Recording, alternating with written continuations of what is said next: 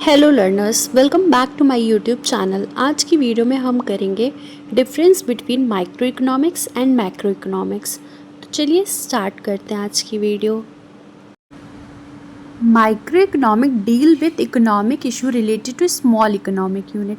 Micro economics जो होता है वो डील करता है ऐसे इकोनॉमिक इशू से जो कि स्मॉल इकोनॉमिक यूनिट से ही रिलेटेड हो, जैसे इंडिविजुअल फर्म हो गया, या कोई इंडिविजुअल हाउस होल्ड हो गया, या कोई इंडिविजुअल कंज्यूमर हो गया।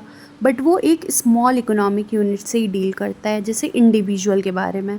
बट वहीं पे मैक्रो इकोनॉमिक्स जो है वो डील करता है सारी इकोनॉमिक प्रॉब्लम से, पूरे इकॉनमी में एज अ होल। तो ये मतलब बहुत ज़्यादा बड़ी बड़ी जो पूरे कंट्री के लेवल की प्रॉब्लम होती है, ऐसी प्रॉब्लम से डील करता है macro economics. Second, micro economics is concern with determination of price in the market. Micro economics जो होता है उसका मेन मोटिव होता है मार्केट में प्राइस क्या चल रही है उसका डिटर्मिनेशन करना, determination of price in the market. इसीलिए इसको हम थ्योरी ऑफ प्राइस के नाम से भी जानते हैं। बट वहीं पे मैक्रो इकोनॉमिक है वो, उसका मतलब मेन मोटिव क्या होता है, डिटर्मिनेशन ऑफ एग्रीगेट आउटपुट और general price level in the economy as a whole. इसलिए हम इसे किसके नाम से जानते हैं, theory of income and employment. Third, study of microeconomic assume that macro variable remain constant। Microeconomic की स्टडी ये अज्यूम करती है कि जितने भी मैक्रो वेरिएबल हैं वो कांस्टेंट हैं। इसीलिए ये अज्यूम किया जाता है माइक्रो इकोनॉमिक में जो जनरल प्राइस लेवल होता है वो कांस्टेंट होता है जब हम प्राइस की डिटरमाइन कर रहे होते हैं इंडिविजुअल मार्केट में।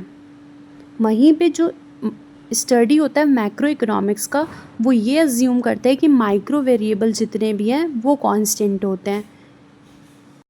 इसीलिए ये अज्यूम किया जाता है कि डिस्ट्रीब्यूशन ऑफ जीडीपी कांस्टेंट रहेगा जब हम स्टडी कर रहे होंगे level of GDP in the economy.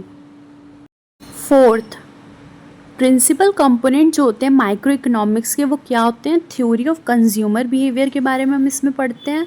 Second, theory of producer behaviour के बारे में। और लास्ट, थ्योरी ऑफ प्राइस के बारे में।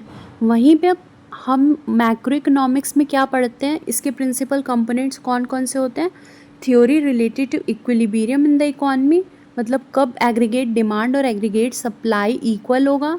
Second, theory related to disequilibrium और थ्योरी रिलेटेड टू इन्फ्लेशनरी और deflationary gap in the economy, मतलब कब एग्रीगेट डिमांड ज़्यादा होगा एग्रीगेट सप्लाई से या एग्रीगेट सप्लाई ज़्यादा होगी एग्रीगेट डिमांड से, तो उससे क्या इम्पैक्ट आएगा।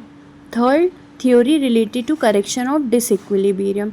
अब थ्योरी, ये जो डिसइक्विलिब्रियम आया है इसको करेक्ट करने की क्या थ्योरी है, जिसमें हम पढ़ेंगे मॉनेटरी पॉलिसी, फिजिकल पॉलिसी और एक्सचेंज रेट पॉलिसी।